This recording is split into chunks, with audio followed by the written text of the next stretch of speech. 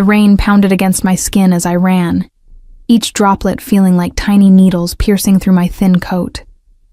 My breath came in short, painful bursts, creating small clouds in the frigid night air. I could still hear Ryan's voice behind me, that familiar slur in his words that always preceded the worst nights. "Olivia, don't you dare walk away from me." My heart hammered against my ribs as I ducked into an alley, the smell of garbage and wet asphalt filling my nostrils. 3 years of this cycle, his drinking, his rage, his morning apologies, and tonight, I'd finally found the courage to leave. But I hadn't anticipated the storm, or that my getaway car would fail to start, or that Ryan would arrive home early.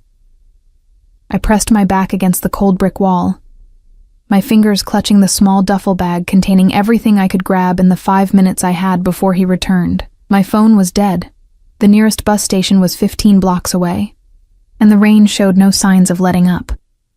When I peered around the corner, I could see Ryan's silhouette moving beneath the dim streetlight, his head turning in every direction.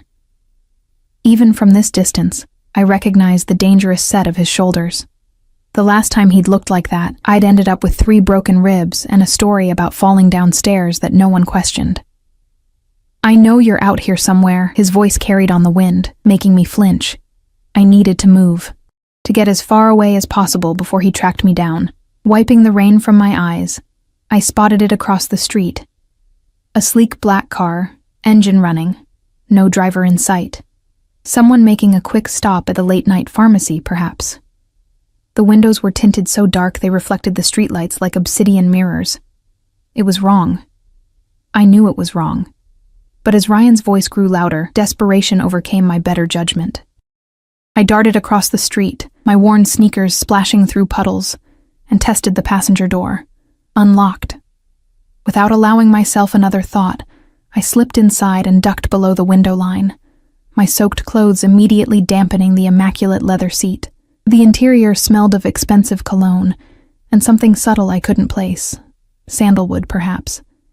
The dashboard glowed with more buttons and screens than I'd ever seen in a car. This wasn't just any vehicle, this was wealth on wheels. A momentary pang of guilt twisted my stomach. But the sight of Ryan appearing at the mouth of the alley I'd just left solidified my decision. I'd leave a note, an apology, money to pay for the ride, anything, once I was safe. I counted my racing heartbeats in the darkness, praying that whoever owned this car would take their time. 1 minute passed. Then 2. Ryan was moving methodically down the street now, checking doorways and alleys. I pressed myself lower into the footwell. The driver's door opened suddenly, letting in the sound of rain before closing with a soft, expensive-sounding thud. I froze, not even daring to breathe. A moment of silence followed. Had they noticed the wet marks on their seat? Could they see me? Then a voice spoke, low and controlled, with the kind of quietness that was more terrifying than any shout. "You have exactly 5 seconds to explain why you're in my car before I have Vince here remove you permanently." I slowly raised my head above the dashboard. The driver wasn't alone. A mountain of a man stood outside the driver's window, his broad shoulders blocking the streetlight, creating a halo effect around his silhouette. But it was the driver who held my attention. A man in his late 30s, perhaps, with features that seemed carved from stone. His suit was impeccably tailored, no wrinkles despite the rain. His hands rested on the steering wheel, steady, adorned with a single platinum ring on his right index finger. When our eyes met in the rearview mirror, something cold slithered down my spine. They were dark, almost black in this light, assessing me with the detached interest of someone studying an insect before deciding whether to crush it. "I'm sorry," I stammered, my voice barely audible. "I needed to hide. My ex. He's out there looking for me and I—" The man raised one hand slightly, and I fell silent immediately, my words dying in my throat. "Vince," he said, his eyes never leaving mine in the mirror. "Check the street. Tell me what you see." The hulking figure disappeared from the window. I sat up straighter, clutching my bag to my chest like a shield. Rain continued to drum on the roof, creating a deceptively soothing rhythm that contrasted with the thunder of my pulse. "I can get out now," I offered, reaching for the door handle. "I'm so sorry for the intrusion." I can pay you. Stop. The word wasn't loud, but it froze me instantly. Don't touch the door. His eyes finally broke away from mine as he glanced out the windshield. In profile, his features were sharp. A strong jaw, straight nose, dark hair trimmed perfectly. He couldn't have been much older than 40, but power radiated from him in waves, aging him in a way that had nothing to do with years. Vince returned, leaning down to the driver's window. Man about half a block down, looking into cars, checking alleys, seems agitated. The driver nodded once. Description? White male, early 30s, brown hair, medium build, leather jacket, looks drunk. Ryan. The description matched perfectly. My body tensed involuntarily. That's him, I whispered, hating how my voice trembled. That's my ex. The driver's eyes found mine in the mirror again, and this time they narrowed slightly, studying me with new interest. I became acutely aware of my appearance. Soaked hair plastered to my face, mascara probably streaked down my cheeks, the collar of my coat torn where Ryan had grabbed me earlier. Vince, the driver said after a moment, get in the back. We're leaving. My eyes widened. I should go. No. Again, that quiet command that brooked no argument. You're staying right where you are. Vince opened the rear door and slid in beside me, his massive frame making me shrink against the opposite door. The leather creaked beneath his weight. I could feel the heat radiating from his body, smell the rain on his coat. He didn't look at me. His eyes focused straight ahead. The car pulled away from the curb smoothly, the powerful engine barely audible. As we passed Ryan on the street, I ducked my head instinctively, but the tinted windows would have hidden me anyway. I watched through the glass as my ex-boyfriend's figure grew smaller in the distance, until we turned a corner and he disappeared from view. Relief flooded through me, followed immediately by a new kind of fear. I had escaped one dangerous situation only to put myself directly into another. I didn't know these men, had no idea where they were taking me, and the quiet luxury of the car suddenly felt less like sanctuary and more like a trap. Thank you for helping me get away, I ventured carefully, but you can drop me at the next corner. I don't want to trouble you further. The driver's eyes flicked to the rearview mirror again. What's your name? I hesitated, wondering if I should lie. Something told me he would know. Olivia. Olivia Reese. He nodded slightly, as if confirming something to himself. Well, Olivia Reese, you made a significant error in judgment tonight. My car is not a public taxi service. I know, and I'm truly sorry. It was a desperate decision. Desperate decisions often have unintended consequences. His voice remained even, almost conversational, which somehow made his words more menacing. Do you know who I am? I shook my head, a knot forming in my stomach. Good, he replied, turning the car onto a wide boulevard I didn't recognize. That's for the best. You can call me Mr. Castellano. The name meant nothing to me, but the way he said it, as if I should recognize it, sent another chill through me. Where are we going, Mr. Castellano? I asked, trying to keep the tremor from my voice.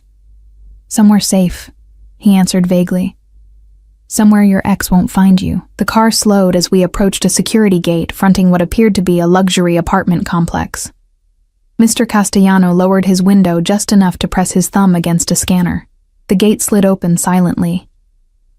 I appreciate your concern, I said, sitting up straighter, trying to project a confidence I didn't feel, but I have plans.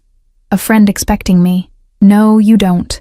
His certainty was unsettling. If you had somewhere to go, you wouldn't have been hiding in a stranger's car. I had no response to that. He was right. As the car pulled into an underground garage, the reality of my situation began to sink in. I was alone with two strange men, one of whom clearly wielded considerable power and wealth. No one knew where I was. My phone was dead. I had just traded one potentially dangerous situation for another that might be infinitely worse. The car stopped in a reserved space marked with a simple C. Mr. Castellano turned off the engine and finally turned to look at me directly.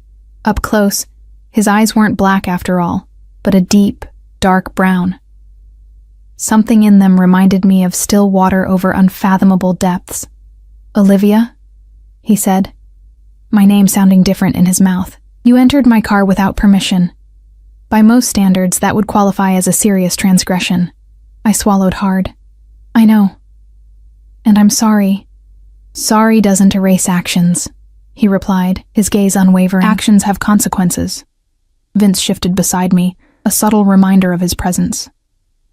What do you want from me? I asked, surprising myself with the directness of the question.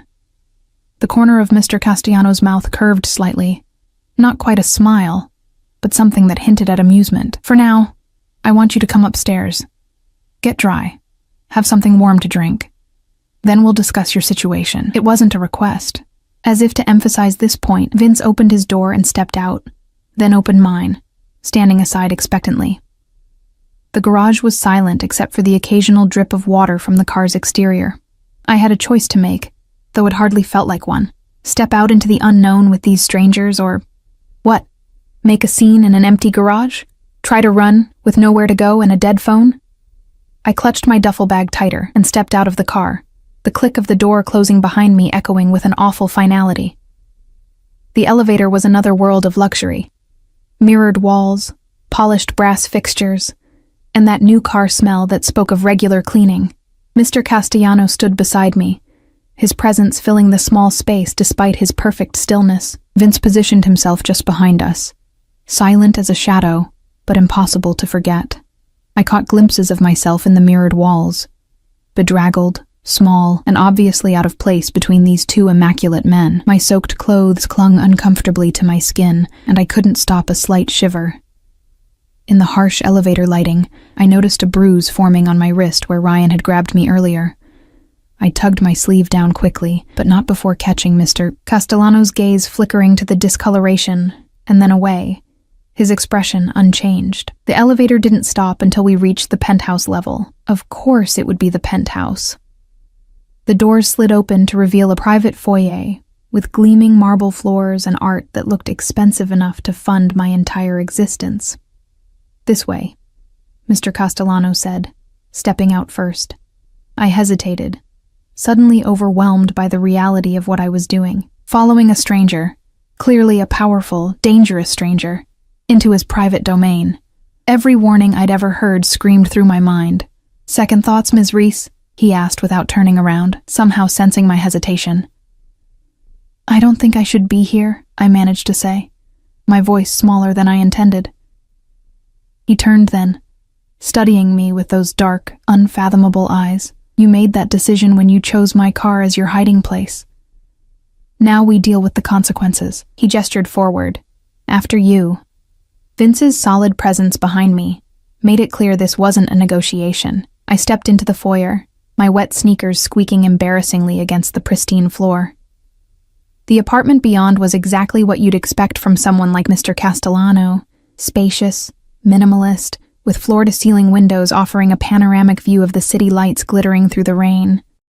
Everything was in shades of black, white, and gray, with occasional touches of deep blue. It wasn't just decorated, it was curated. Nothing out of place, nothing personal or revealing. Vince, wait outside, Mr. Castellano said, and the mountain of a man nodded once before retreating to the foyer, closing the heavy doors behind him. Alone with Mr. Castellano, my anxiety spiked. I stood dripping on his immaculate floor, clutching my pathetic duffel bag, feeling like a stray animal that had somehow wandered into a palace. You're soaking wet, he observed, his tone matter-of-fact. The bathroom is through there. You'll find towels, a robe. Leave your clothes outside the door. They'll be taken care of. I blinked at him. Taken care of? Dried, cleaned. His eyes narrowed slightly. Is that a problem? No, I just what? Didn't want to be naked in a stranger's home? Didn't trust whatever taken care of might actually mean. I have some clothes in my bag. He nodded once. Fine. Go change. It wasn't kindness in his voice, more like impatience, or perhaps just practicality. I headed in the direction he'd indicated, passing through a spacious bedroom that, like the rest of the place, revealed nothing personal about its occupant. The attached bathroom was larger than my entire studio apartment, all marble and glass, with a shower that had more jets and controls than I knew what to do with. I locked the door behind me, leaning against it for a moment as I tried to gather my thoughts. The woman in the mirror looked like a stranger, pale, with dark circles under her eyes, wet hair plastered to her skull. A small cut on my cheekbone was beginning to swell where Ryan had struck me when I'd told him I was leaving. I touched it gingerly, wincing. The warm shower was a temptation I couldn't resist, though I rushed through it, afraid to keep Mr. Castellano waiting. I pulled clean clothes from my bag, just jeans and a simple sweater, nothing that matched the elegance of this place. After combing through my wet hair with my fingers, I reluctantly unlocked the door and stepped back into the bedroom. Mr. Castellano wasn't there, thankfully. I found him in the main living area, standing by the windows, looking out at the city. He'd removed his suit jacket and rolled up the sleeves of his crisp white shirt, revealing strong forearms dusted with dark hair. A glass of amber liquid rested in his hand. "Better?" he asked without turning. "Yes, thank you." I hovered awkwardly at the edge of the room, unsure of my place in this strange scenario. He turned then, his eyes taking me in with a quick, assessing glance. "Sit," he said, gesturing to one of the sleek sofas. "Would you like a drink?" I shook my head as I perched on the edge of the sofa. "No, thank you." He raised an eyebrow. "Are you sure? You seem like you could use one." "I'm sure," I said firmly. The last thing I needed was alcohol clouding my judgment. "Mr. Castellano, I appreciate the bathroom and everything, but I really should go." He took a seat in an armchair across from me, crossing one leg over the other with casual elegance. "Go where, exactly?" The question hung in the air between us, unanswerable. I had no place to go. That was the whole problem. "I'll figure something out," I said, lifting my chin slightly. "I always do." He took a sip of his drink, watching me over the rim of the glass. The bruises suggest otherwise. My hand instinctively went to my cheek. "That's not—" "Don't lie to me, Olivia." His voice remained calm, but there was steel beneath it. I despise dishonesty. I fell silent, unsure how to respond. "How long?" he asked after a moment. "How long what?" "How long has he been hitting you?" The directness of the question caught me off guard. No one had ever asked so bluntly before. 3 years, I answered before I could stop myself, but not at first. It wasn't always like that. Mr. Castellano's expression didn't change, but something darkened in his eyes. "It never is." He set his glass down. "Are you hungry?" The abrupt change of subject disoriented me. No, I'm fine." Another lie. He stood up in one fluid motion. "You're thin, too thin, and your hands haven't stopped shaking since you got in my car. Food first, then we talk." He moved toward what I assumed was the kitchen, clearly expecting me to follow. After a moment's hesitation, I did, trailing behind him like a lost puppy. The kitchen was a chef's dream, all stainless steel and marble, with professional-grade appliances. Mr. Castellano moved through it with surprising familiarity, opening the massive refrigerator and examining its contents. "You cook?" I asked, unable to hide my surprise. The ghost of a smile touched his lips. "Occasionally, when the mood strikes." He pulled out ingredients with efficient movements. "Sit." I slid onto one of the high stools at the counter, watching as he began preparing something simple. An omelet, I realized, with what looked like prosciutto and some kind of expensive cheese. "I take it Ryan is the ex you were running from," he said as he worked, not looking at me. I stiffened at the sound of Ryan's name from his lips. "How did you—" "You said his name in the car." He cracked eggs into a bowl with one-handed precision. "Tell me about him." It wasn't a request. I found myself speaking almost against my will. "We met 3 years ago. I was waitressing at a restaurant he frequented. He was charming, attentive, said all the right things. The familiar story sounded pathetic to my own ears. 6 months in, he lost his temper for the first time, threw a glass against the wall, apologized profusely afterward, blamed work stress, promised it would never happen again." "But it did," Mr. Castellano said, his back still to me. "Yes, and got worse. He controlled everything.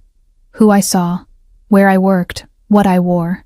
I traced a pattern on the marble countertop with my finger. I tried to leave twice before. The first time he found me at my friend's place. The second time—" I swallowed hard. "The second time I ended up in the hospital with broken ribs. He convinced everyone I'd fallen downstairs." Mr. Castellano turned, sliding a plate in front of me. The omelet was perfect, golden brown and fluffy. "Eat," he commanded. I picked up the fork he offered, taking a small bite. It was delicious, of course. Why are you helping me? I asked after swallowing. You don't know me. I broke into your car. He leaned against the counter, arms crossed over his chest. Let's say I have a particular distaste for men who abuse women. Something in his tone suggested a story there, but his expression made it clear that pursuing it would be unwise. He watched me eat with an intensity that should have been uncomfortable, but instead felt oddly like care? No, that couldn't be right. This man didn't know me, didn't care about me. What do you do, Mr. Castellano? I asked, trying to redirect the conversation. I acquire things, he replied vaguely. Businesses, primarily. I solve problems. What kind of problems? His eyes met mine, and there was that almost smile again, the kind that require permanent solutions. A chill ran down my spine. There was nothing veiled about the threat in those words. And what kind of permanent solution do you have in mind for my situation? I asked, setting down my fork. That depends, he said, straightening up. What do you want, Olivia? The question caught me off guard. What did I want? Safety, freedom, a life without looking over my shoulder. I want Ryan to leave me alone, I said finally. I want to not be afraid anymore. Mr. Castellano nodded, as if my answer confirmed something for him. Finish eating. Then we'll discuss options. I did as he asked, though my appetite had diminished. When I was done, he took the plate without comment and placed it in the sink. Come, he said, leading me back to the living room. As we passed through, I noticed something I'd missed before. A small, framed photograph on an otherwise bare shelf. A woman, beautiful and dark-haired, smiling at the camera, the only personal touch in the entire apartment. Mr. Castellano saw me looking and his face hardened momentarily before he gestured for me to sit. Your options are limited, he said, remaining standing this time, hands in his pockets. You have no money, no place to go, and a man who has demonstrated he will hurt you if he finds you. Put like that, my situation sounded impossibly bleak. I'll manage, I said, though the words rang hollow even to my own ears. You won't, he countered flatly. He'll find you. They always do. Then what do you suggest? I asked, frustration bleeding into my voice. He regarded me for a long moment. I can offer you protection. I blinked at him. Protection? A place to stay, financial support, security. He listed these things as if they were trivial offerings. Time to get back on your feet without looking over your shoulder. And what would you want in return? I asked, suspicion coloring my tone. Men like Mr. Castellano didn't offer help without expecting something in return. Company, he said simply. I stiffened, my mind immediately jumping to the obvious conclusion. I'm not that kind of company, he interrupted, his expression hardening. I'm not propositioning you, Ms. Reese. I'm offering you a job. A job? I repeated, confused. Doing what? I host business dinners, attend events. I require someone presentable on my arm, someone who can smile, make pleasant conversation, and otherwise remain inconspicuous. He studied me with that assessing gaze again. You're intelligent, observant. You'd adapt quickly. You want me to pretend to be your, what? Girlfriend? When necessary, he confirmed. A simple arrangement. You play a role in public, and in return you get safety, comfort, and my guarantee that Ryan will never touch you again. The offer hung in the air between us, tempting and terrifying in equal measure. Why me? I asked finally. You could hire anyone for that.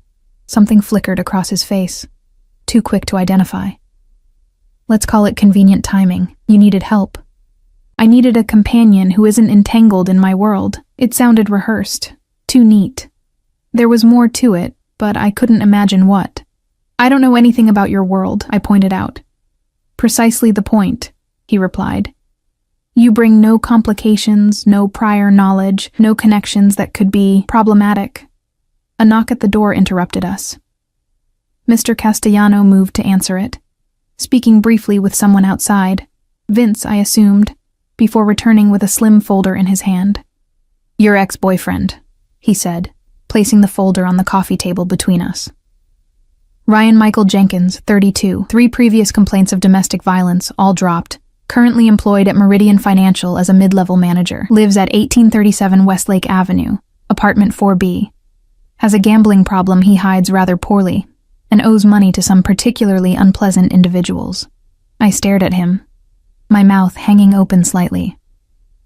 How did you— It's what I do, he said simply. Knowledge is power, Olivia.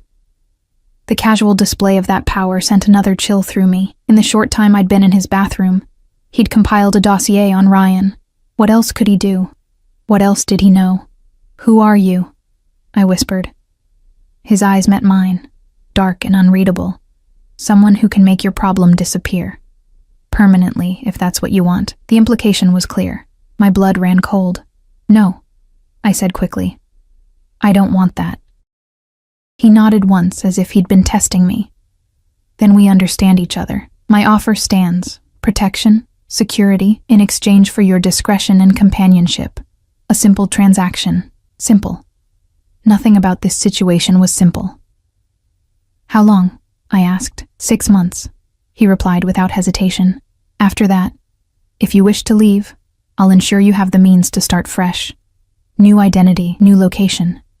Enough money to be comfortable. It sounded too good to be true. It probably was. But what choice did I have? Go back out into the rain with nowhere to go? Waiting for Ryan to find me? Or accept this devil's bargain with a man who radiated danger, but who, at least so far, had shown me nothing but a cold sort of courtesy? I need to think, I said finally. Mr. Castellano checked his watch. Platinum, like his ring. You have until morning. I'll have a room prepared for you. We'll finalize our arrangement over breakfast. Another knock at the door. This time when Mr. Castellano answered it, a woman entered, middle-aged, with a kind face that seemed at odds with this sterile environment. This is Mrs. Chen, Mr. Castellano said. She'll show you to your room and provide anything you need. The woman smiled at me, and I found myself returning it weakly. Rest well, Olivia, Mr. Castellano said, his tone making it clear that our conversation was over for now. Tomorrow we begin. As I followed Mrs. Chen down a hallway, I couldn't shake the feeling that I'd just made a deal with the devil, one I didn't fully understand, with terms I hadn't agreed to yet, but a deal nonetheless. And the strangest part was the flicker of relief that came with it. For the first time in years, I felt safe. I just didn't know what that safety would ultimately cost me. The guest room was like something from a luxury hotel, king-sized bed with silky sheets, another breathtaking view of the city, and an ensuite bathroom that rivaled the one I'd used earlier. Mrs. Chen showed me around with quiet efficiency, pointing out the intercom system. The closet already stocked with brand new clothes, all in my size, which was disturbing to contemplate, and the tablet on the nightstand. For anything you need, she explained in accented English. Food, entertainment, questions. Just type here. She demonstrated with quick, practiced movements. Mr. Castellano values privacy. This way, you don't need to disturb. Does Mr. Castellano have many guests? I ventured, trying to understand what I'd stumbled into. Mrs. Chen's expression remained neutral. I take care of household only, 2 years now. She headed for the door, pausing before she left. You're safe here, she added, her eyes softening momentarily. Sleep now. Alone in the enormous room, I sat on the edge of the bed, the events of the day crashing over me in waves. 24 hours ago, I'd been in the apartment I shared with Ryan, planning my escape in stolen moments when he wasn't watching. Now, I was in a penthouse belonging to a man who exuded power and danger in equal measure, considering an offer that felt equally like salvation and captivity. Despite my exhaustion, sleep eluded me. I explored the room, running my fingers over expensive fabrics, opening drawers that contained items I might need, all new, all pristine. In the closet, I found clothes in various styles, from casual to formal, none with tags but all unworn. The precision of it all unnerved me. How had he arranged this so quickly? Had he been expecting someone, or was this level of preparation simply normal for a man like Mr. Castellano? The tablet on the nightstand glowed with a simple interface. Out of curiosity, I tapped on the section labeled Information. A document appeared. A contract, I realized with a jolt. The agreement Mr. Castellano had outlined, formalized in legal language, 6 months of companionship services in exchange for protection, housing, and a new identity afterward. The terms were surprisingly straightforward, listing expectations for public appearances, confidentiality requirements, and even a generous monthly stipend that would be held in trust until the contract's completion. What caught my eye, however, was the section labeled termination clauses.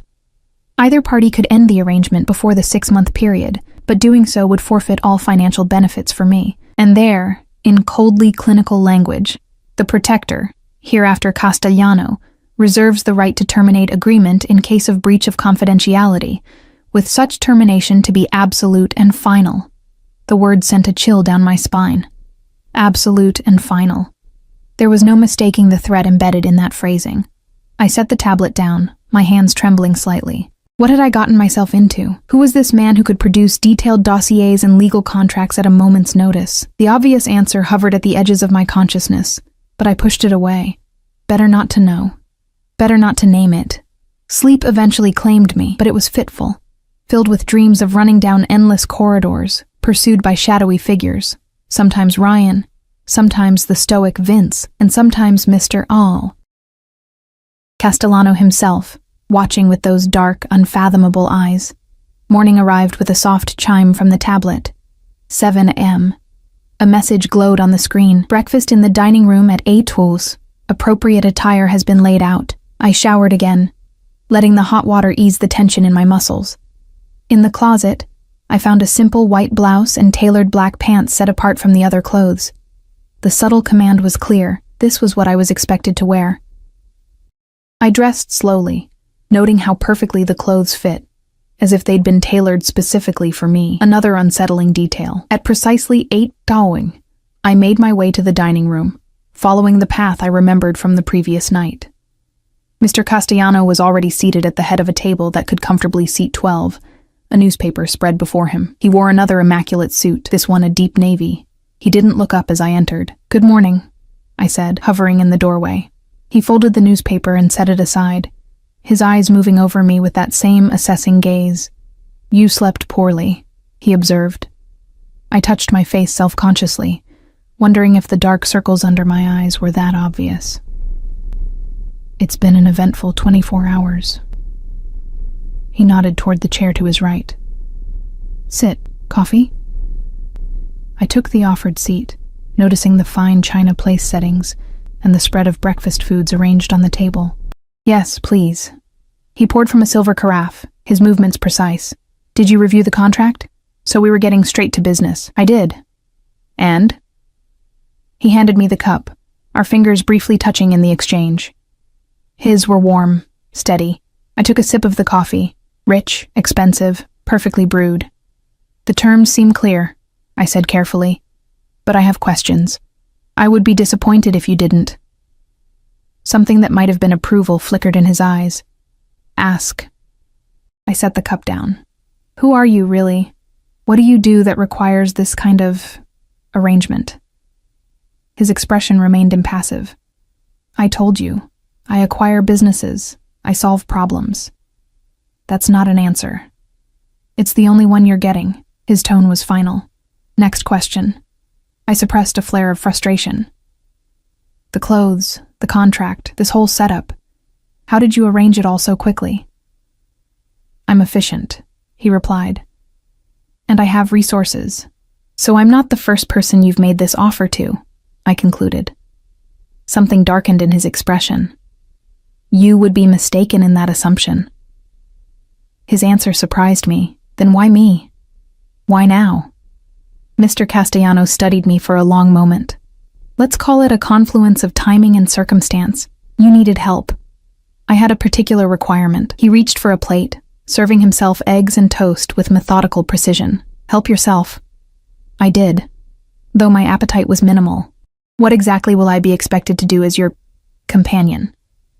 "Accompany me to business dinners, charity events, social occasions. Smile, make appropriate conversation. Observe but don't intrude." He cut his toast into perfect squares. "In public, you'll be introduced as my partner. The nature of that partnership will remain deliberately ambiguous." "And in private?" I asked. unable to keep a note of wariness from my voice. His eyes met mine. In private, we maintain a professional relationship. You'll have your space, your privacy. I'll have mine. We'll interact as needed to maintain the illusion for any staff or visitors. The termination clause, I said after a moment. It's rather ominous. It's necessary, he replied without elaboration. What happens if I say no to all this? He set down his fork, giving me his full attention. Then Mrs. Chen will provide you with enough money for temporary accommodations and transportation. You'll leave, and we'll never speak again. He paused. And you'll be on your own when Ryan inevitably finds you. The casual mention of Ryan's name made my stomach clench. You make it sound like a certainty. It is. His voice was matter of fact. Men like him don't let go easily. They can't bear to lose what they consider their property. The word property struck a nerve. I'm not property, I said sharply. Not his, not yours. Something that might have been respect flashed across Mr. Castellano's face. No, he agreed. You're not, which is why my offer comes with no physical obligations or expectations. Your body remains entirely your own. I pushed my barely touched plate away. Why do I feel like there's something you're not telling me? Some reason you've singled me out for this arrangement? Mr. Castellano's expression shuddered. You're overthinking. The situation is exactly as I've presented it. He was lying. I was certain of it. There was more to this than he was saying, but I couldn't imagine what it might be. What possible interest could a man like him have in someone like me? If I accept, I said slowly, I want one addition to the contract. His eyebrow raised slightly, which is? I want to work. A real job. Not just playing your arm candy. I have a degree in graphic design that I've never been able to use because Ryan... I stopped, taking a breath. I need something that's mine, something I can take with me after our arrangement ends. Mr. Castellano considered this for a moment. My company has a design department. I can arrange an entry-level position. Your performance will determine your advancement, not our arrangement. The ease with which he agreed surprised me. Thank you. He nodded once. Is that your only condition? I thought for a moment. One more thing. I want to know that Ryan won't hurt anyone else after I'm gone. Not necessarily permanent, like you suggested, but something to ensure he doesn't just move on to his next victim. A cold smile touched Mr. Castellano's lips. That can be arranged, quite easily. Something in his tone made me shiver. Nothing illegal, I added quickly. Of course not, he agreed, though the smile remained. Do we have an agreement, Olivia? This was it. The moment of decision. I could walk away now, take my chances on my own, or I could accept this devil's bargain, this gilded cage with its promise of safety and eventual freedom. Yes, I said finally. We have an agreement. Mr. Castellano extended his hand across the table. I took it, feeling the warmth and strength of his grip. We shook once, formally, like business partners sealing a deal. The contract will be updated with your additions and ready for your signature this afternoon, he said, releasing my hand. In the meantime, there are matters we should discuss, practical considerations for our arrangement. Such as? Your background story, for one, how we met, how long we've been together. He took a sip of his coffee. The closer we stay to the truth, the easier it will be to maintain the illusion. We'll say we met when you consulted on a design project for one of my companies. A professional relationship that evolved into something more. The practiced ease with which he constructed this fiction was telling. You've thought this through. I leave nothing to chance, he replied. You'll need to be prepared for questions, for scrutiny. The people in my circle are observant, suspicious by nature. What circle is that exactly? I pressed, still trying to understand the world I was agreeing to enter. Mr. Castellano's eyes narrowed slightly. Wealthy? Powerful? Competitive? The specifics aren't your concern, but they were. If I was going to convincingly play the role of his partner, I decided to try another approach. Tell me about yourself. If I'm supposed to be your girlfriend, I should know basic things about you. Your first name, for starters. He studied me for a moment, as if deciding how much to reveal. "Gabriel," he said finally. "My name is Gabriel Castellano." "Gabriel," I repeated, testing the name. It suited him somehow. Biblical, powerful. "And where are you from originally? Your accent has hints of something I can't quite place." "My father was Italian. My mother, American." His answers were clipped, factual. "I was born in New York, spent summers in Sicily until I was 16. Family?" His expression hardened. "None living." The finality in his tone suggested this was not a topic to pursue. I changed direction. "How old are you?" 42. "Favorite color?" A flicker of amusement crossed his face. "Is this relevant?" "Yes," I insisted. "These are things people know about their partners. Small details matter in creating a convincing story." He conceded with a slight nod. "Blue. Dark blue." "Favorite food?" "I don't have preferences. I appreciate quality in all forms." I rolled my eyes before I could stop myself. "Everyone has preferences, Gabriel." The use of his first name hung in the air between us.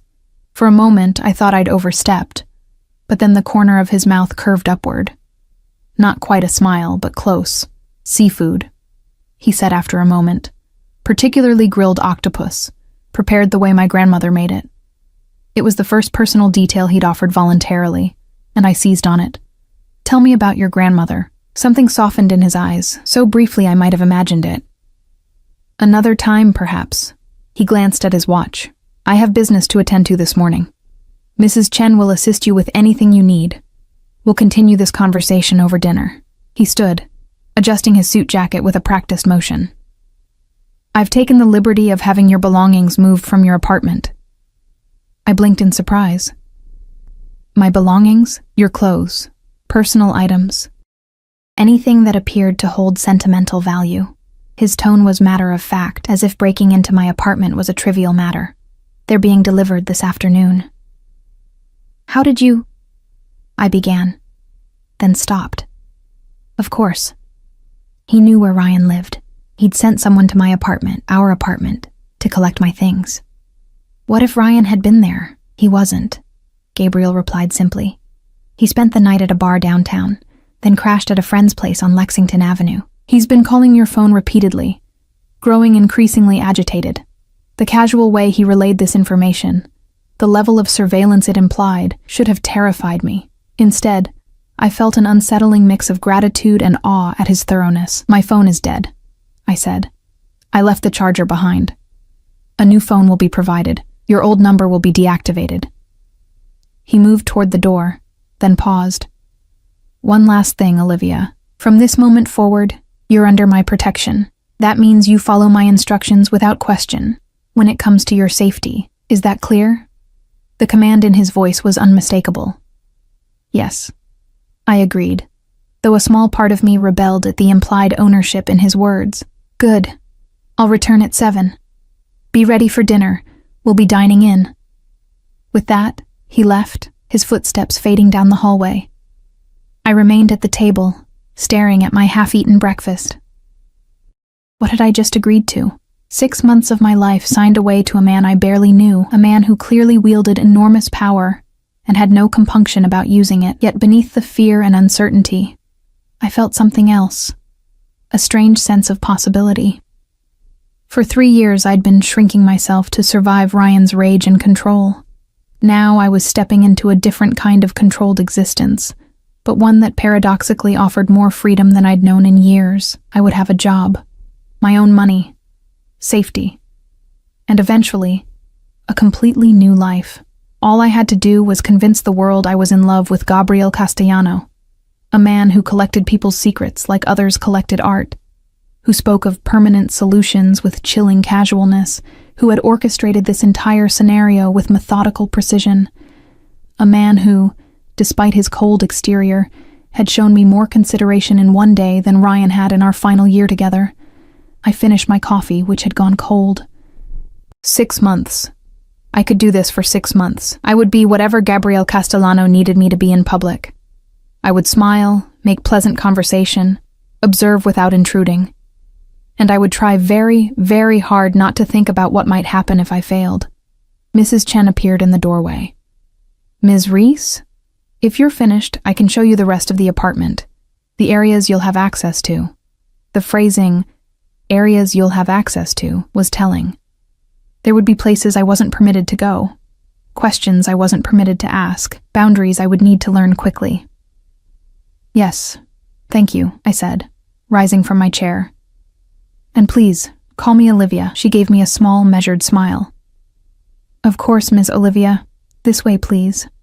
As I followed her from the dining room, I couldn't shake the feeling that I was being watched, evaluated, that this was some kind of test, and that Gabriel Castellano was a man who did not tolerate failure.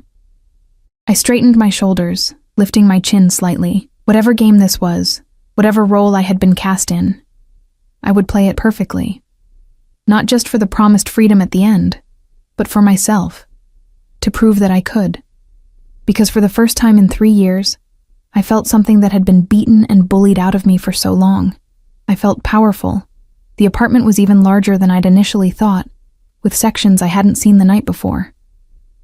Mrs. Chen guided me through a home gym equipped with state-of-the-art machines, a small but comprehensive library with floor-to-ceiling bookshelves, and a home office that remained firmly closed. "Mr. Castellano's private workspace," she explained as we passed. "No entry without his explicit permission." I nodded, filing away this boundary. The rest of the tour revealed more of the same controlled luxury, spaces designed for comfort and efficiency, rather than warmth or personality. The only exceptions were the books in the library, which showed signs of actual use, with well-worn spines and occasional notations in the margins. I ran my fingers along them, noting titles on business strategy, art, history, and, surprisingly, classic literature. "Mr. Castellano reads a lot?" I asked. Mrs. Chen nodded. "Every night.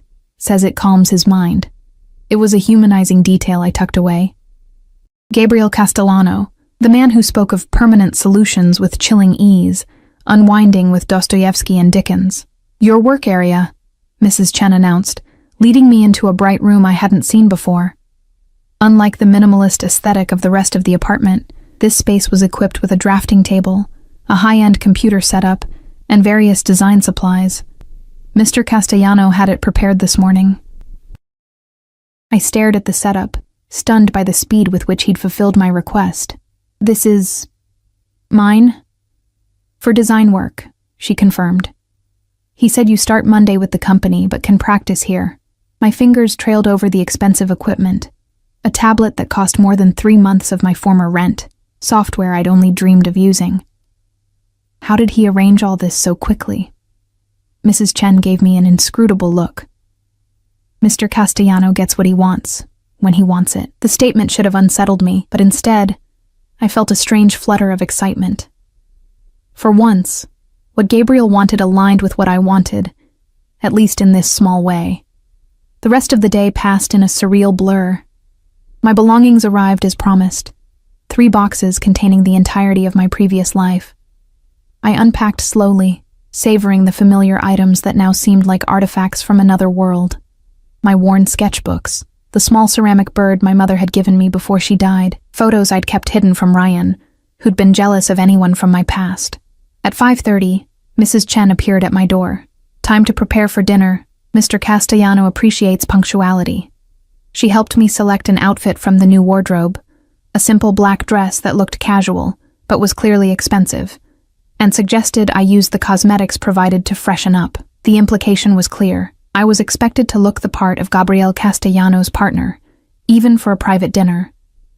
At precisely 7 I made my way to the dining room, where Gabriel was already waiting. He'd changed from his business suit into more casual attire, dark slacks and a charcoal sweater that somehow looked as formal on him as the suit had. His eyes moved over me with that now familiar assessing gaze. "Better," he said simply. I raised an eyebrow. "Better than what?" "Than this morning. You look rested." He pulled out a chair for me, an oddly gentlemanly gesture from a man I was increasingly certain was anything but gentle in his business dealings. "Thank you for the design setup," I said as I took my seat. "It's incredibly generous." He dismissed my gratitude with a slight wave. "It's practical. You'll need to be properly equipped to perform well at your job. A server I hadn't seen before appeared with wine, pouring for both of us before disappearing through a door I presumed led to the kitchen. You have staff besides Mrs. Chen, I observed. When necessary, Gabriel replied. I value my privacy, but certain occasions call for additional support. This dinner being one of them? The corner of his mouth curved slightly. I wanted to focus on our conversation without distractions. The first course arrived, some kind of delicate seafood appetizer. Gabriel watched as I took a bite, that almost smile appearing again when I couldn't suppress a sound of appreciation. You have questions, he said, reaching for his wine glass. Ask them. I set down my fork. The contract mentioned public appearances. What exactly does that entail? There's a charity gala next Friday. It will be your first official appearance as my partner. He took a sip of wine. Before that, we'll be seen at several restaurants, establishing our relationship publicly. Creating a timeline that predates your situation with Ryan. You've thought of everything, I murmured. It's what I do. His eyes held mine. The gala will be challenging. Many of my business associates will be there, curious about you. We'll need to be convincing. I'm a good actress, I assured him, though my stomach twisted at the thought of being scrutinized by a room full of powerful strangers. I'm sure you are, he replied. But this isn't acting, Olivia, not entirely. For this to work, there needs to be a kernel of truth in our performance. Chemistry can't be faked, not convincingly. My cheeks warmed at the implication. What are you suggesting? That we get to know each other properly. He leaned back as the server removed our plates and brought the main course. You asked about my grandmother earlier. She raised me after my parents died. Car accident when I was 8. She was a formidable woman from the old country, with very particular ideas about honor, family, and respect. The personal revelation caught me off guard. I'm sorry about your parents. He inclined his head slightly in acknowledgement.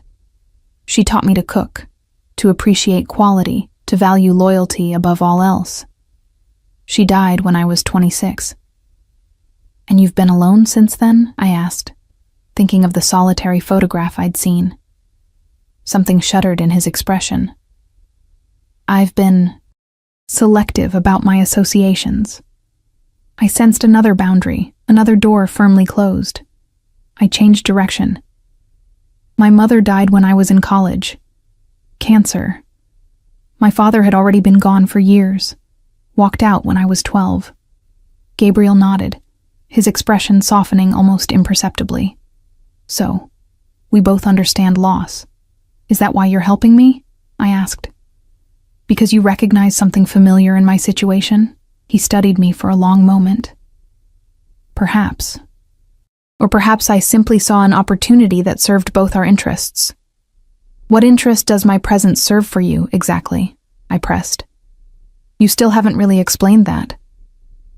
Gabriel cut his food with precise movements. There are expectations in my position. A man of my age and status is supposed to have certain attachments, a partner, the appearance of stability. And you couldn't find someone willingly? I challenged, immediately regretting my boldness. But Gabriel didn't seem offended. If anything, that ghost of a smile appeared again.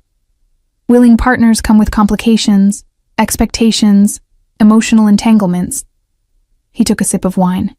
Our arrangement is cleaner, defined, with a clear end date. 6 months, I murmured. 6 months, he confirmed, during which time we establish a convincing relationship. You gain experience in your field, and I satisfy certain appearances. Afterward, you start fresh elsewhere, and I return to my solitary existence. The way he described it made perfect sense, and yet I couldn't shake the feeling that there was more to it, something he wasn't telling me. Tell me about your work, he said, changing the subject. Your design background. I blinked at the shift, but followed his lead. I have a BFA in graphic design from RISD. I graduated with honors, had an internship lined up at a great firm in New York. I paused, the familiar bitterness rising. Then I met Ryan. He convinced me the internship was exploitative, that I should wait for something better. Before I knew it, I was working retail jobs that he approved of, living in his apartment, isolated from anyone who might negatively influence me. Gabriel's expression darkened. Men like Ryan don't want partners. They want possessions. I know that now, I said quietly. I just wish I'd seen it sooner. You got out, he pointed out. Many don't. Thanks to you, I acknowledged, meeting his gaze. Whatever your reasons, I'm grateful for that. Something unreadable flashed in his eyes. Don't thank me yet, Olivia. Our arrangement has barely begun. The rest of dinner passed with surprisingly easy conversation. Gabriel asked intelligent questions about my design interests, offering insights about his company's needs that suggested he'd given genuine thought to my role there. I learned that his business empire was larger than I'd imagined, encompassing everything from real estate to technology investments. What he didn't say, what remained carefully unspoken, was anything about the darker aspects of his work, the problems he solved, the power he wielded so casually. After dessert, he suggested we move to the living room. There's something we need to discuss before Friday, he said, leading the way. I followed, noticing how he moved, confident, but always alert, his eyes scanning rooms before entering them fully. In the living room, he gestured for me to sit on the sofa while he poured 2 small glasses of amber liquid from a crystal decanter. The physical aspects of our arrangement, he said, handing me one of the glasses before taking a seat in the armchair across from me. I nearly choked on my first sip. I thought you said there were no physical obligations. There aren't, he clarified, his expression unreadable. But for our performance to be convincing, there will need to be certain displays of affection, hand-holding, the occasional touch, perhaps even a kiss, if circumstances demand it. My cheeks warmed at the thought. I see. These interactions should appear natural, comfortable, which means we need to establish a level of familiarity beforehand. He set his glass down. I don't want you flinching if I touch your arm in public. The implication was clear. We needed to practice. My pulse quickened traitorously. What do you suggest? I asked, my voice steadier than I felt. Gabriel considered me for a moment. Stand up. I did, setting my glass beside his. He rose as well, closing the distance between us with 2 measured steps. Up close, I was again struck by the controlled power in his movements, the subtle cologne that clung to him, the intensity of his dark eyes. May I? He asked, his voice low. I nodded, not trusting myself to speak. He reached out slowly, telegraphing his movements, and placed his hand on my shoulder. Even through the fabric of my dress, I could feel the warmth of his palm. His touch was light but firm, nothing like Ryan's bruising grip. This is the simplest form of contact, he said, his voice taking on an instructional tone that somehow made the situation both more and less intimate. A hand on your shoulder, your back, your arm, guiding, not controlling. He demonstrated, his hand sliding to my upper back, applying the gentlest pressure to guide me half a step closer. I moved willingly, caught in the strange bubble of this lesson. Hand-holding, he continued, letting his hand fall from my back and extending it palm up between us. This will be expected. I placed my hand in his, surprised at how normal it felt. How right, somehow, despite the clinical nature of the exercise. His fingers closed around mine, warm and strong, but never gripping too tightly, just present. Secure. Good, he murmured. You don't tense when I touch you. That's important. His approval shouldn't have pleased me as much as it did. I withdrew my hand, needing to re-establish some distance. Anything else I should know about these displays? Something flickered in his eyes, amusement perhaps, or challenge. There will be moments when more intimate contact may be necessary, a kiss on the cheek, for instance. My breath caught as he stepped closer again, his hand coming up to gently brush a strand of hair behind my ear. The gesture was so unexpected, so tender, that I forgot this was supposed to be a demonstration. May I? He asked again, his voice lower now. I nodded, unable to look away from his face. He leaned in slowly, giving me every opportunity to pull back, and pressed his lips lightly to my cheek. It was barely a touch, over almost before it began, and yet it sent a ripple of awareness through my entire body. When he pulled back, his expression was unreadable, but I thought I detected a slight darkening of his eyes, a tightness around his mouth that hadn't been there before. "That should suffice for most situations," he said, his voice perfectly controlled again as he stepped back. "If anything more is ever required, we'll discuss it beforehand." I nodded, not trusting my voice. What was happening to me? This was a business arrangement, a transaction. The fact that Gabriel Castellano was handsome in his severe way shouldn't matter. The fact that his touch made my skin tingle shouldn't matter, but it did. "There's one other thing we should address," he said, returning to his seat and retrieving his glass. "Ryan." The name crashed through the strange tension between us, a harsh reminder of reality. "What about him?" I asked, sinking back onto the sofa. "He's been asking about you, at your former workplace among your acquaintances." Gabriel's expression hardened. "He's getting desperate, angry." A chill ran down my spine. "How do you know this?" "I'm having him watched," Gabriel said simply, "for your safety, and to ensure he doesn't become a problem for our arrangement." The casual way he admitted to surveillance should have disturbed me. Instead, I felt an unsettling combination of fear and relief. "Do you think he'll find me?" Gabriel shook his head. "No, but he's becoming increasingly volatile. We need to defuse the situation." "How?" "We'll be seen together, publicly. Establish our relationship as something that predates your departure." He took a sip of his drink. "When Ryan inevitably learns of this, he'll draw his own conclusions. It will shift his anger, redirect it. Toward you," I realized. Gabriel's smile was cold. "Let him try." The quiet confidence in his voice reminded me of who I was dealing with, a man who spoke of permanent solutions and had people followed without a second thought. A man who, despite his cultured exterior, was clearly dangerous. "What will you do if he comes after you?" I asked. "Handle it," Gabriel replied simply. "But he won't. Men like Ryan are cowards at heart. They prey on those they perceive as weaker. When confronted with real power, they fold." The certainty in his voice was comforting, even as it raised more questions about who exactly Gabriel Castellano was. What had I aligned myself with? What forces had I invited into my life by accepting his offer? "I should warn you," he continued, "that establishing our relationship publicly means you'll be photographed, noticed. It's unavoidable in my position." The implication was clear. Once I was seen with Gabriel, there would be no going back to anonymity. No changing my mind and slipping away.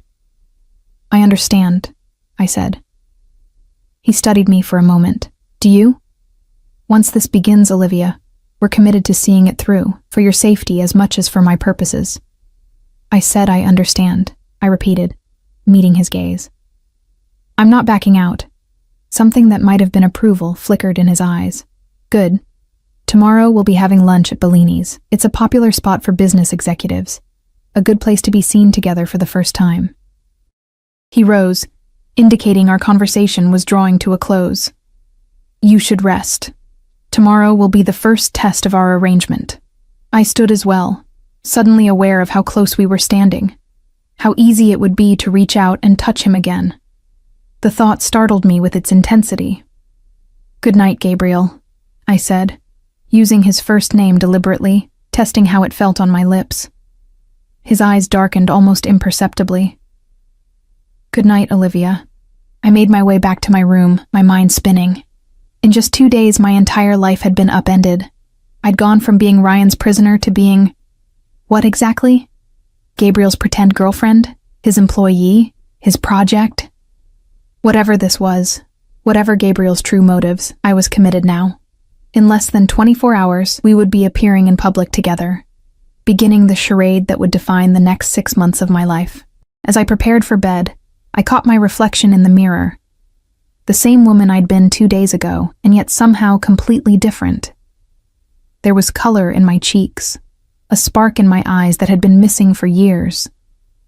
I touched my cheek where Gabriel's lips had brushed it, the phantom sensation still lingering on my skin. This was dangerous, this flutter in my chest whenever he looked at me.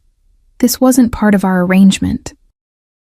But as I slipped between the luxurious sheets, I couldn't help wondering if Gabriel felt it too. That unexpected spark, that pull between us, that had nothing to do with our contract, and everything to do with the way his eyes lingered on mine, the careful gentleness of his touch. 6 months, I reminded myself firmly. This was a 6-month arrangement, nothing more. I would play my part perfectly, take advantage of the opportunities it offered, and then move on to my new life. Away from Ryan, away from Gabriel, away from everything.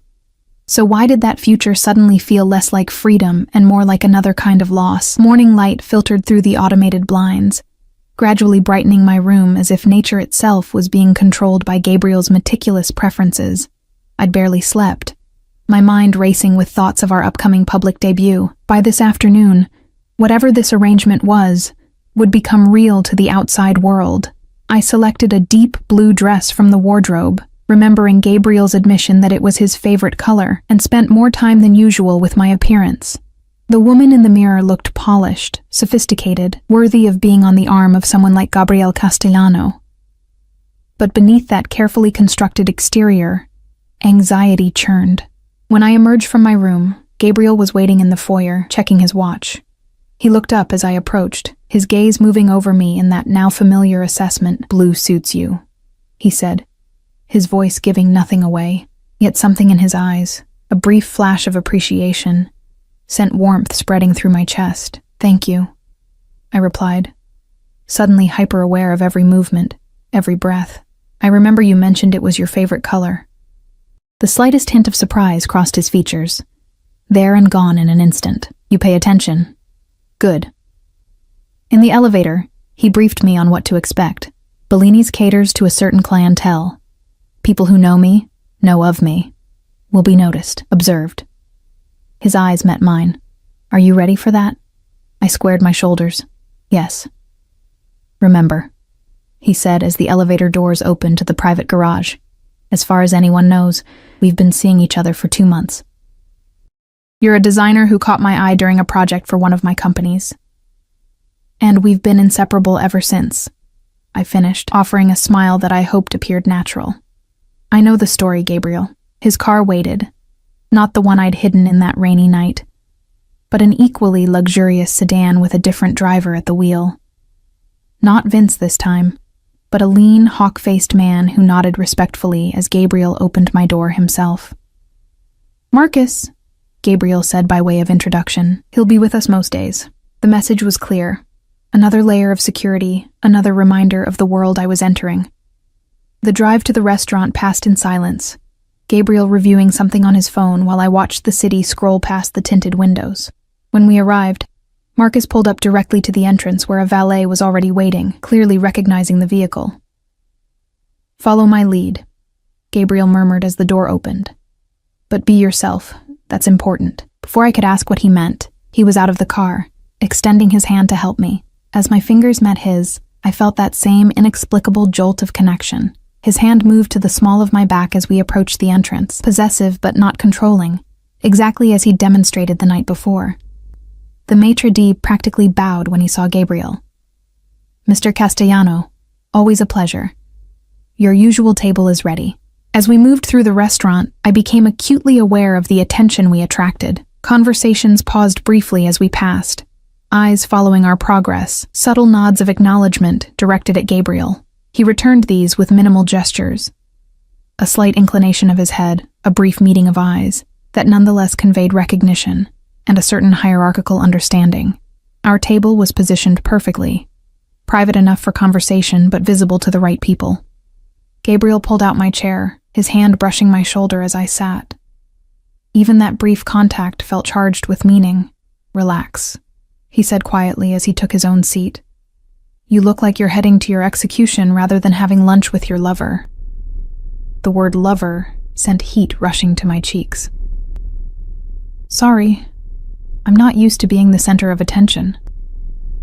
"You're not," he corrected. "I am. You're simply the new variable people are curious about." A waiter appeared with water and wine without being summoned.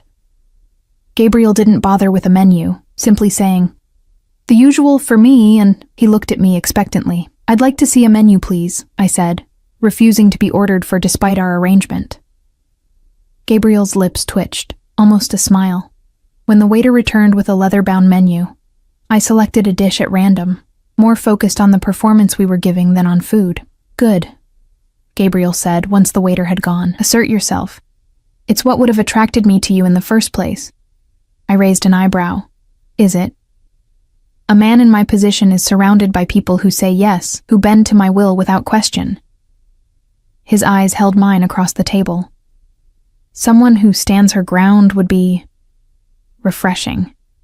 There was something genuine in his voice that caught me off guard. Before I could respond, his attention shifted to something over my shoulder.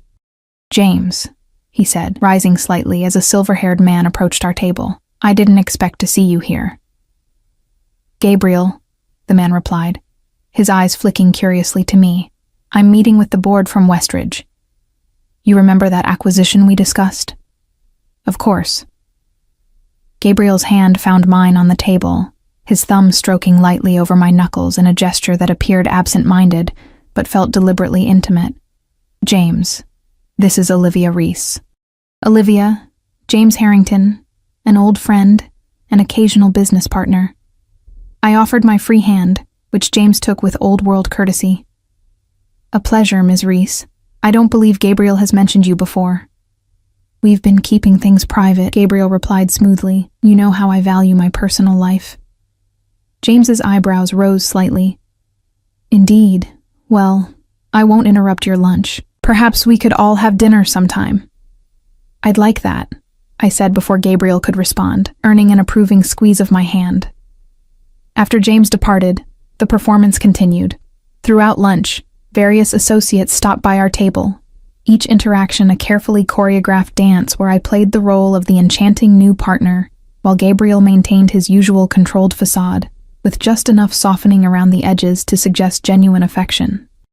It was exhausting and exhilarating all at once. By the time we finished dessert, which Gabriel insisted on sharing in a display that was clearly for the benefit of onlookers, I felt like I'd run an emotional marathon. You did well, he said as we waited for the car. Better than I expected. Thanks for the vote of confidence, I replied dryly.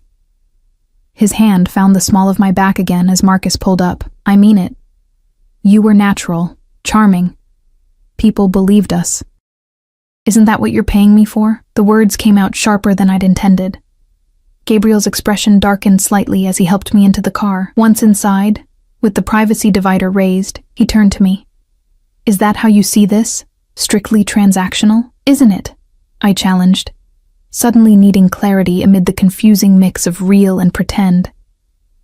You made the terms quite clear. 6 months, then we part ways.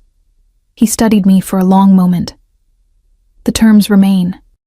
But that doesn't mean what happens between now and then must be cold or impersonal. My heart stuttered in my chest. What exactly are you saying, Gabriel? Before he could answer, his phone rang. The transformation was immediate, his expression shuddering, his body tensing as he checked the caller ID. I need to take this, he said, his voice suddenly all business. Driver, take us to Kingsley Tower immediately. The call itself was brief, conducted in such quiet tones that I couldn't make out the substance. But the effect on Gabriel was unmistakable. Whatever warmth had been developing between us vanished, replaced by the cold, controlled man I'd first met. Change of plans, he said, after ending the call. I have business to attend to. Marcus will take you back to the apartment. Is everything okay? I ventured. It's being handled. His voice left no room for further questions. When we arrived at a sleek skyscraper downtown, Gabriel turned to me. Wait here, he instructed Marcus. Then to me, more softly, we'll continue our conversation later. As I watched him stride into the building, his posture rigid with controlled power, I was reminded of the reality behind our arrangement. Whatever was happening between us, this strange, unexpected pull, was secondary to who Gabriel Castellano really was. A man with secrets, with power, with a darkness I'd only glimpsed. Back at the apartment, hours passed with no word from Gabriel. Mrs. Chen assured me this was normal. that he often worked late. I tried to distract myself in the design room, but my mind kept returning to our interrupted conversation in the car, to the question that hung between us. It was after midnight when I heard the front door. Unable to sleep, I'd been curled up in the library with one of Gabriel's books. I rose as he appeared in the doorway. His tie loosened, a weariness in his posture I hadn't seen before. "You're still awake," he observed, his voice rough with fatigue. "I was worried," I admitted. "You left so suddenly." Something flickered in his eyes. Surprise, perhaps. "It was business. Nothing for you to concern yourself with." Was it about Ryan? The question escaped before I could stop it. Gabriel went still. "Why would you ask that?" "Because everything changed after James mentioned meeting you. Because you've had Ryan watched. Because what, Olivia?" His voice had taken on a dangerous edge. "Because there's something you're not telling me," I said, standing my ground despite the sudden tension in the room. "Something about why you really offered me this arrangement." For a long moment he said nothing, just studied me with those dark, unreadable eyes. Then, with a sigh that seemed to come from somewhere deep inside him, he moved to the small bar in the corner and poured himself a drink. "Ryan Jenkins works for James Harrington," he said finally. "Or rather, he embezzles from him. Has been for over a year." The revelation hit me like a physical blow. "What?" "But Ryan works at Meridian Financial, which manages several of Harrington's investment portfolios." Gabriel took a long sip of his drink. "We've been building a case against him for months. Your ex-boyfriend has stolen nearly $2 million from my oldest business partner." My mind raced to process this information. "So, when I appeared in your car that night, it wasn't coincidence," Gabriel confirmed. "I knew who you were the moment you said your name. We'd been monitoring Ryan, knew about his tendencies with you." His jaw tightened. "What I didn't anticipate was that you would choose that particular night to leave him." "You've been using me," I said, the hurt surprising in its intensity.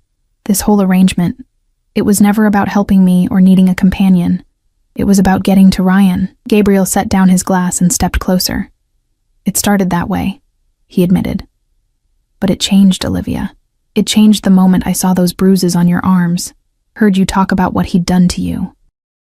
"Why should I believe you?"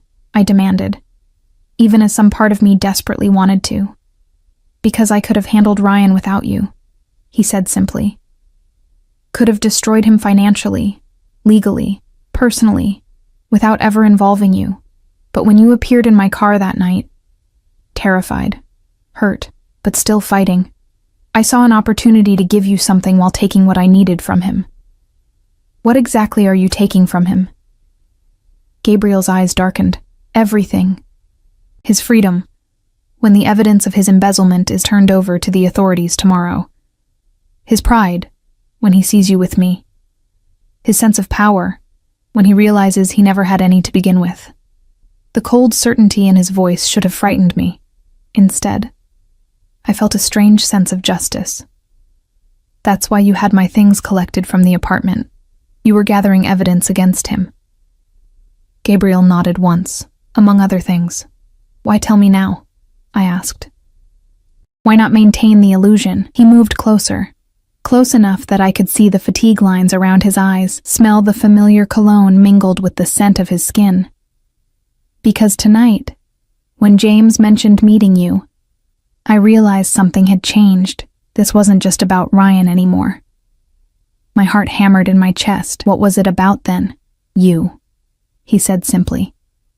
"The way you challenged me, the way you stood your ground today, even knowing who I am, what I'm capable of.